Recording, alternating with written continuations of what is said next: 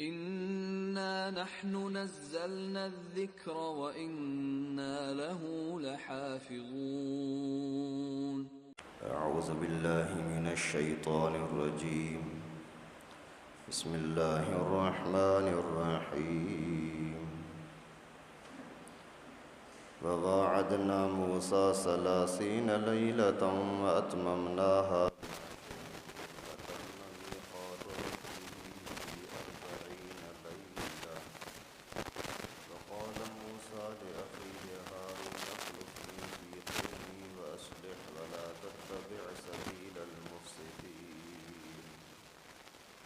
ولما جاء موسى لميقاتنا وكلمه ربه قال رب أرني أنظر إليك قال لن تراني ولكن انظر إلى الجبل فإن استقر مكانه فسوف تراني فلما تجلى ربه للجبل جعله دكا وخر موسى صعقا فلما أفاق قال سبحانك تبت إليك وأنا أول المؤمنين قال يا موسى إني اصطفيتك على الناس برسالاتي وبكلامي فخذ ما آتيتك من الشاكرين.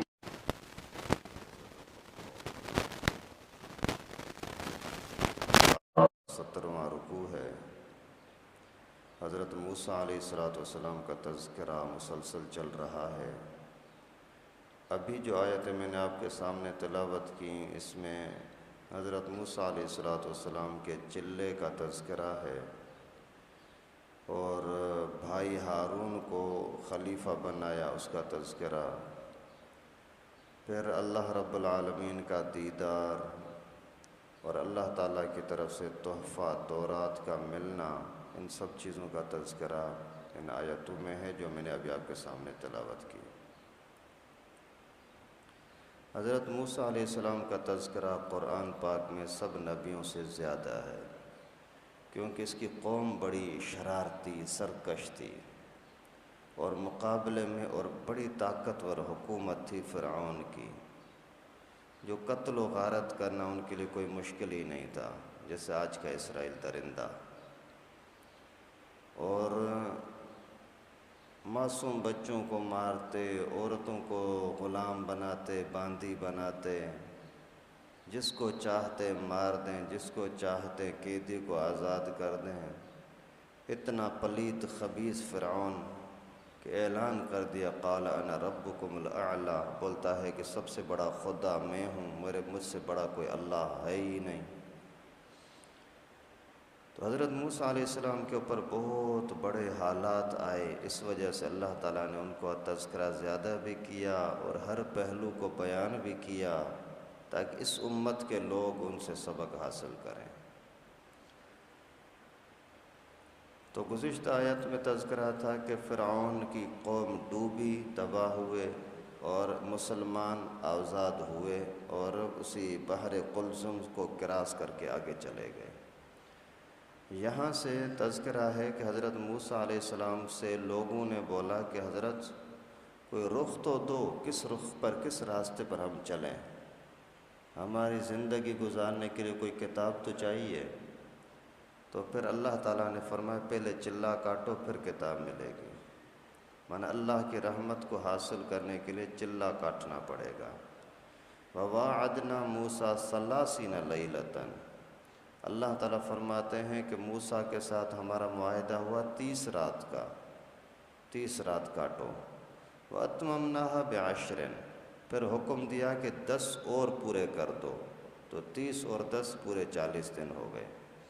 وَتَمَّ مِيقَاتُ رَبِّهِ 40 لَيْلَةً، پھر اللہ تعالیٰ کی طرف سے وقت 40 رات کا ہو گیا، چلے کا ہو گیا۔ وَقَالَ مُوسَىٰ لِأَخِيهِ هَارُونَ اخْلُفْنِي فِي قَوْمِي وَأَصْلِحْ، حضرت موسیٰ نے اپنے بھائی ہارون سے کہا کہ آپ میرے خلیفہ بن کے رہیں لیکن لوگوں کا صلح کرتے رہنا۔ وَلَا تَتَّبِعْ سَبِيلَ الْمُفْسِدِينَ، فسادی لوگوں کے راستے پر نہ چلنا۔ ضرور میں جاؤں گا تو لوگ لڑیں گے، شرارتیں کریں گے، اور مذہبی لحاظ سے بھی خاندانی لحاظ سے بھی ٹکراؤ کریں گے، تو آپ کا کام کیا ہوگا؟ میری بات ماننا، فسادی لوگوں کی باتوں میں نہ آنا، آپ صلح کراتے رہنا۔ وَلَمَّا جَاءَ مُوسَىٰ لِمِيقَاتِنَا وَكَلَّمَهُ رَبُّهُ، جب موسیٰ ہماری جگہ پر آ گئے اور اللہ تعالیٰ نے اس کے ساتھ بات کی، قال رب ارنی انظر الیک، اللہ میں چاہتا ہوں کہ تیرا دیدار کر لوں۔ اللہ کا پیارا کلام جو اس نے سنا نا، تو دل میں خیال آیا اللہ تیرا دیدار ہو جائے۔ قال لن ترانی، اے موسیٰ آپ مجھے دیکھ نہیں سکتے ہو، بس اتنا ہے کہ لیکن انظر الی الجبل، آئیے سامنے پہاڑ ہے اس کو دیکھ لو، فإن استقر مکانہ فسوف ترانی، پھر اگر اپنی جگہ پر ٹھہر چکا تو پھر آپ بھی دیکھ سکو گے۔ یعنی میری تجلی، میری نورانیت پہاڑ بھی برداشت نہیں کر سکتا، آپ کہاں کرو گے؟ دیکھو بھلا۔ فلما تجلی ربہ للجبل، جب اللہ تعالیٰ کی طرف سے ایک تجلی، ایک چمک پڑی پہاڑ پر، جعلہ دکا، تو پہاڑ ریزہ ریزہ ہوا، خر موسیٰ صعقا، موسیٰ بے ہوش ہو کر کے گر گیا۔ فلما افاق، جب کچھ وقت کے بعد بے ہوشی ختم ہوئی، قال سبحانک تبت الیک، جلدی سے عرض کیا اللہ تیری ذات پاک، میں توبہ کرتا ہوں، وانا اول المؤمنین، میں مومنوں میں سب سے پہلے ایمان لانے والا ہوں، اس وقت کوئی دنیا کا آدمی نہیں جو مجھ سے پہلے ایمان لا سکے، میں ایمان لے آیا۔ قال یا موسیٰ انی اصطفیتک علی الناس برسالاتی و بکلامی، اللہ تعالیٰ نے فرمایا موسیٰ میں نے تجھے چن لیا، منتخب کر لیا سب لوگوں کے مقابلے میں، رسالت کے منصب کے ساتھ بھی، کلام کے منصب کے ساتھ بھی، میں نے تجھے رسول بھی بنایا اور اپنے ساتھ ڈائریکٹ ملاقات بھی کروائی۔ فخذ ما آتیتک، جو کچھ میں نے تجھے دیا اس کو مضبوطی سے پکڑ لے، وکن من الشاکرین، اور آپ شکر کرنے والوں میں سے ہو جائیں۔ ابھی ان آیات مبارکہ میں کئی ساری چیزیں بتلائی گئیں کہ اللہ کی رحمت حاصل کرنے کے لیے اللہ سے خلوت کرنی چاہیے۔ خلوت کا طریقہ یہ ہے کہ آدمی تنہائی میں بیٹھ کر کے اللہ تعالیٰ کو راضی کرنے کی کوشش کرے۔ آج چونکہ ہم زیادہ پریشان اس لیے ہیں کہ ہم دنیا کے لیے تو ٹائم نکالتے ہیں لیکن ذکر کے لیے ٹائم نہیں نکالتے، اللہ اللہ کرنے کے لیے ٹائم نہیں نکالتے، دین سیکھنے سکھانے کے لیے ٹائم نہیں نکالتے، پھر پریشانیاں بھی آتی ہیں اور آتی رہیں گی۔ ٹائم کتنا نکالنا چاہیے وہ بھی اللہ تعالیٰ نے خود بتلا دیا کہ ایک چلے کے اندر کتنا بھی سخت طبیعت کا ہو، کتنا بھی بگڑا ہوا آدمی ہو، اگر چلہ لگائے گا تو ضرور اس کی زندگی میں تبدیلی آئے گی۔ اس کی کئی ساری مثالیں علماء نے دی ہیں۔ مثلاً ایک بچہ جب ماں باپ جب آپس میں ملاقات کرتے ہیں، میاں بیوی، تو مرد کا نطفہ عورت کے پیٹ میں جاتا ہے تو وہ 40 دن تک نطفہ رہتا ہے، 50 دن نہیں، 30 دن نہیں، 40 دن۔ پھر وہ یہ خون کے ساتھ تبدیل ہوتا ہے، پھر وہ خون 40 دن، پھر یہ گوشت کے لوتھڑے کے ساتھ تبدیل ہوتا ہے، پھر وہ 40 دن، پھر یعنی چلے کے اندر اس کے اندر تبدیلی آتی ہے۔ اس لیے اللہ تعالیٰ نے حضرت موسیٰ کو بھی اس کی تربیت کے لیے ایک چلہ مقرر کیا کہ آپ کی بھی زندگی کے اندر اور زیادہ نکھار آئے گا، فائدہ آئے گا۔ آج کل کا تبلیغی چلہ بھی بزرگوں نے اسی نسبت سے رکھا ہے کہ چلے کی وجہ سے انسان کی طبیعت پر فرق آ جاتا ہے، اس سے کم کے اندر فرق نہیں آتا، اس وجہ سے چلہ۔ اور پھر جب حضرت موسیٰ علیہ السلام وہاں جانے لگے تو قوم کو ایسے ہی نہیں چھوڑا، بس چھوڑو ابھی قوم جانے، ان کا کام جانے، نہیں، اپنے بھائی کو خلیفہ بنایا۔ تو اس سے مفسرین کرام کہتے ہیں کہ یہ اللہ کے نبی کی سنت ہے کہ جب بھی آدمی کہیں جائے تو اپنی قوم کا پھر بھی خیال رکھے، اور یہ حکومت کی ذمہ داری ہے کہ اپنی قوم کا خیال رکھے۔ اور قوم کیا خیال رکھے گا آدمی قوم کا؟ ان کی جان کی حفاظت، ان کے مال کی حفاظت، ان کی عقل کی حفاظت، اور ان کے پیسے کی حفاظت، اور ان کی نسل کی حفاظت۔ یہ ساری حکومت کی ذمہ داری ہے۔ کوئی ایسا ڈرامہ فلم چلائیں کہ ان کا بچوں کا ذہن خراب ہو، یہ بھی حرام ہے۔ اور ڈاکو چور شروع ہو جائیں اور وہ کریں بدمعاشی کریں، یہ بھی اللہ کے نبی نے اپنے بھائی کو بولا کہ اس کا خیال رکھنا۔ اور یہ حکومتوں کی ذمہ داریاں بھی ہیں جو کرتے نہیں ہیں۔ وہ ایک کوئی میسج آیا تھا کہ اگر ہیلمٹ نہیں پہنو گے روڈ پر تو اتنا جرمانہ، اور اگر رانگ سائیڈ جاؤ گے تو اتنا جرمانہ، اور اگر آپ کے پاس کاغذات نہیں ہوں گے تو اتنا جرمانہ، ڈرائیوری لائسنس نہیں ہوگا تو اتنا جرمانہ، اور نمبر پلیٹ جو ہے وہ خاص حکومت کی وہ نہیں ہوگی تو اتنا جرمانہ۔ تو اس پر لکھا کہ ہر چیز میں عوام تمہیں پیسہ دے، لیکن روڈ ٹوٹا ہوا ہے تو وہ کس پر جرمانہ آئے گا؟ اگر گلیاں پھٹی ہوئی ہیں اور گٹر نکل رہا ہے تو وہ ذمہ داری کس کی ہے؟ اور راستوں کے اندر اگر لائٹیں بتیاں نہیں ہیں تو وہ کس کے اوپر آئے گا؟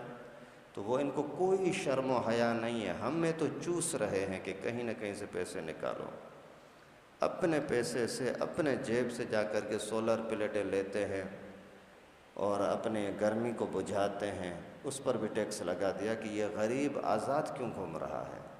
کتنے بے شرم بے حیا ہیں ہمارے دشمن، عوام کے دشمن، ہر چیز کے اندر دشمنی، لیکن ہم سے اپنے حق چھین کر لیتے ہیں، لیکن ہمارا حق ہے تو ایک بھی دینے کے لیے تیار نہیں ہے۔ جب ایسے گندے لوگ آتے ہیں تو پھر اللہ کی پناہ۔ یہاں ابھی ایران اور اسرائیل کا مسئلہ چل رہا ہے، پوری دنیا کے کافر کھل کر کے کہتے ہیں ہم اسرائیل کے ساتھ ہیں۔ وہ قاتل ہے، ظالم ہے، بچوں کو مار رہا ہے، اس کے لیے کافر سارے کہتے ہیں ہم اس کے ساتھ ہیں، اور ایک بھی مسلمان اسی کا ساتھ دینے کے لیے تیار نہیں ہے ایران کا۔ زبانی ایک دو بیان دیے ہیں تو اس کے اوپر بھی امریکہ صاحب ناراض ہو گیا ہے، اور ہمارے یہاں پاکستانی بے وقوف قسم کے لوگ بولتے ہیں نہیں وہ بھی کافر لڑے مرے مارے، ہمارا کیا واسطہ۔ بے وقوفی کی حد ہوتی ہے یار۔ تم اگر مسلمان ہو تو علماء کو دیکھو، مفتی تقی سے بڑا کوئی عالم ہو سکتا ہے؟ مولانا فضل الرحمان ہے، مفتی تقی صاحب نے کھل کر کے بولا کہ ہم ایران کا ساتھ دے رہے ہیں۔ ہماری حکومت کو چاہیے باقاعدہ مقابلہ کرے اسرائیل کا، کیونکہ اسرائیل کے پلیت ارادے پاکستان کے بارے میں بھی واضح ہیں، سعودی کے بارے میں واضح ہیں۔ اس اسرائیل نے کہا ہے کہ میں پاکستان پر حملہ کروں گا، یہ بھی کہا ہے کہ میں مکہ مدینے پر حملہ کروں گا، پھر بھی یہ کہتے ہیں کہ نہیں وہ کافر کے ساتھ لڑ رہا ہے۔ یہ حد ہوتی ہے یار۔ اگر دیندار ہو مسلمان ہو تو علماء کی بات مانو، اگر مسلمان نہیں عقل سے تو کام لو کم سے کم۔ اگر آپ کے دروازے کے سامنے ایک ایسا دشمن آ رہا ہے جو دشمن تمہارا بھی دشمن ہے، اور وہ اگر کسی اور بندے کے ساتھ لڑ رہا ہے تو آپ کو چاہیے کہ دوسرے بندے کا ساتھ دے کر کے دشمن کو نکالو، ورنہ تمہارے گھر میں گھسے گا نا۔ لیکن عقل ہے نہ عقل سے کام لیتے ہیں، نہ مذہب سے کام لیتے ہیں، اور کافر کو طاقت دے رہے ہیں کہ ہاں ٹھیک ہے بھلے وہ اس کے ساتھ لڑے کچلے۔ اللہ رحم کرے، ہماری آج کی عقل اور ہمارا علم پتہ نہیں کہاں چلا گیا ہے۔ تو جب اللہ رب العالمین نے حضرت موسیٰ کو بلایا چلے کے لیے تو بھائی کو فرمایا کہ آپ ان کی نگرانی کرتے رہنا۔ پھر جب حضرت موسیٰ علیہ السلام آئے تو اللہ تعالیٰ کی ملاقات ہو گئی۔ پھر جب ملاقات میں مزہ آیا کہ اللہ کے ساتھ ملاقات، سبحان اللہ، تو پھر خواہش پیدا ہوئی کہ اللہ تیرا دیدار کروں۔ اللہ تعالیٰ نے فرمایا دیدار نہیں کر سکتا۔ پیغمبر کریم نے دیدار کیا تھا اور حضرت موسیٰ علیہ السلام کو دیدار نہیں ہوا، یہ بھی اللہ کی حکمتیں ہیں۔ اور قیامت کے دن انشاءاللہ جنتی جنت میں اللہ تعالیٰ کا دیدار کریں گے۔ یہ دنیا کی ساری چیزیں ہیں کتنی حسین ہیں، کچھ بچے کتنے خوبصورت ہوتے ہیں، کوئی انسان کتنا خوبصورت ہوتا ہے، کوئی جانور کبھی کبھی کتنا حسین ہوتا ہے، کوئی ویسے ہی باغات وغیرہ پھل فروٹ پھول کتنے حسین ہوتے ہیں، ان کو دیکھنے میں بھی جب مزہ آتا ہے تو ان کو پیدا کرنے والے اللہ کے دیدار میں کتنا مزہ ہوگا۔ قیامت کے دن سب سے بڑا مزہ اللہ کے دیدار میں آئے گا انشاءاللہ، اللہ تعالیٰ نصیب فرمائے۔ پھر اللہ تعالیٰ نے فرمایا کہ اب پہاڑ کو دیکھو، اگر وہ میری تجلی برداشت کر سکتا ہے تو آپ بھی کرو گے۔ اس نے برداشت نہیں کیا، ظاہر ہے کہاں کر سکتا ہے، خالق اور مخلوق۔ اور پھر جیسے ہی حضرت موسیٰ علیہ السلام بے ہوش ہوئے، پھر بے ہوشی ختم ہوئی تو پھر فوری طور پر اللہ کی طرف رجوع کیا کہ سارا کچھ اللہ تیری طرف سے ہے۔ ہمیں بھی ہر چیز میں یہی ایمان رکھنا چاہیے کہ جو کچھ ہو رہا ہے اللہ کی طرف سے ہو رہا ہے، ہمیں صرف نبیوں کے نقش قدم پر محنت کرنی ہے اور باقی نتیجہ اللہ کے ہاتھ میں ہے۔ پھر اللہ رب العالمین نے رسالت بھی عطا کی، کلام کا شرف بھی بخشا اور حکم فرمایا کہ شکر کرو، شکر کرو گے تو اللہ تعالیٰ کی نعمت ملتی رہے گی، بڑھتی رہے گی۔ اللہ تعالیٰ سے دعا ہے کہ ہم سب کو انبیاء کرام کے نقش قدم پر چلنے کی توفیق نصیب فرمائے۔ وآخر دعوانا الحمدللہ۔